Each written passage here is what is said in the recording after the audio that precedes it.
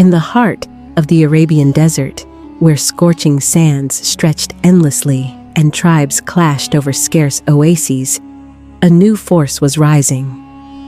It was 632 CE, and the Prophet Muhammad had just passed away, leaving a united Arabia under the banner of Islam. But unity was fragile. Tribes that had pledged allegiance to Muhammad now rebelled, seeing his death as the end of their obligations.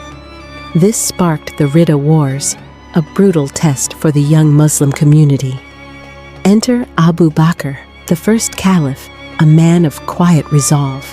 He declared war on the apostates, refusing to compromise. If they withhold even a rope they once gave in charity, I will fight them for it. Commanders like Khalid ibn al-Walid, known as the Sword of God, led fierce campaigns across the peninsula. At the Battle of Yamama, Khalid's forces crushed the false prophet Musaylima in a blood-soaked grinder of a fight. Hundreds of Quran memorizers fell, prompting the compilation of the Holy Book to preserve it forever. By 633, Arabia was subdued, its tribes forged into a disciplined army ready for greater horizons. The Sasanian Empire of Persia loomed to the east, weakened by decades of war with Byzantium. Its boy king, Yazdegerd III, ruled from the opulent capital of Ctesiphon, but his nobles schemed and his frontiers were vulnerable. Abu Bakr saw opportunity.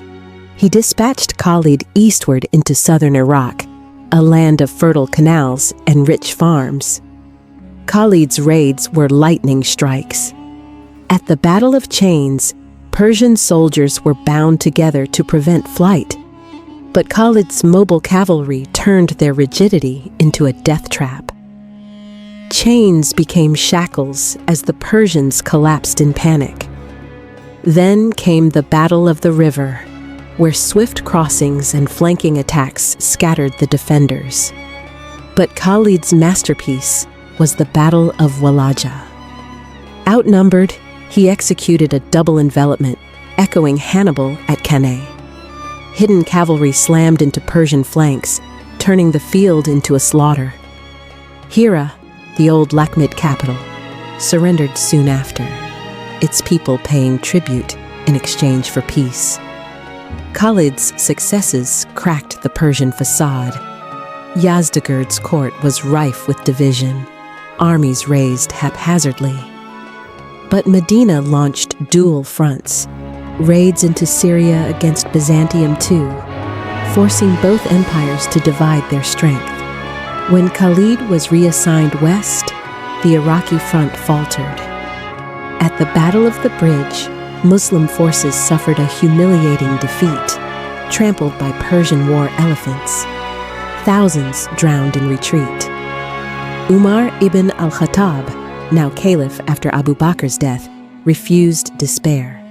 He regrouped under Muthanna ibn Haritha, who held the line with patience.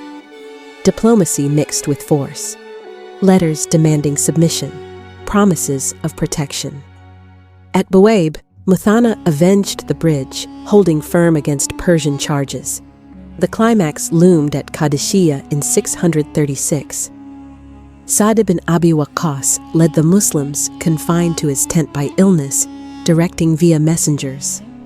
Opposite him stood Rustam, Persia's greatest general, with tens of thousands, heavy cavalry, and elephants. For 4 days, the plain became a cauldron. Day 1, elephant charges scattered Arab horses, but archers blinded the beasts, turning them against their own lines. Night fell with cries echoing, the night of clanging. Day 2, brutal melees, neither yielding. Day 3, exhaustion set in. Then a sandstorm blinded the Persians. Arabs, desert-hardened, surged. Rustam fell, struck down or drowned in a canal, and his army routed. Qadisiyah opened the road to Ctesiphon. Sa'd advanced carefully, bridging canals, negotiating surrenders. The White Palace, with its massive arch Takhasra, awed the conquerors. Yazdegerd fled eastward with treasures, abandoning his capital. The siege was steady. Hunger forced capitulation. Muslims entered, inventorying spoils meticulously. A fifth to Medina, the rest divided justly. Saad prayed in the palace halls, claiming divine favor over imperial grandeur. Persia reeled, but rallied at Nahavand in 642, the victory of victories. Numan ibn Mukrin feigned retreat, luring Persians from fortifications. In the clash, Numan fell, but his men held, shattering the last great Sasanian army. Centralized resistance collapsed. Provinces submitted piecemeal. Southern strongholds followed. In Khuzestan, Hormuzan resisted at Shushtar, but siege and terms broke him. Fars, the Sasanian cradle, fell after stubborn fights in hill towns. Diplomacy eased integration. Nobles retained lands for tribute. Zoroastrian temples endured. Yazdegerd fled to Khorasan, the Silk Road's edge. Cities like Nishapur and Merv wavered. At the Oxus River, Arabs crossed daringly, breaking defenses. Merv capitulated, its surrender rippling outward.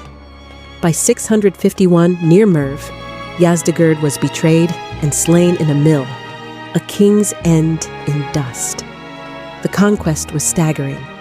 Desert warriors toppled an empire in under 2 decades, absorbing its wealth, administration, and culture. Umar's governance, taxes, garrisons like Kufa,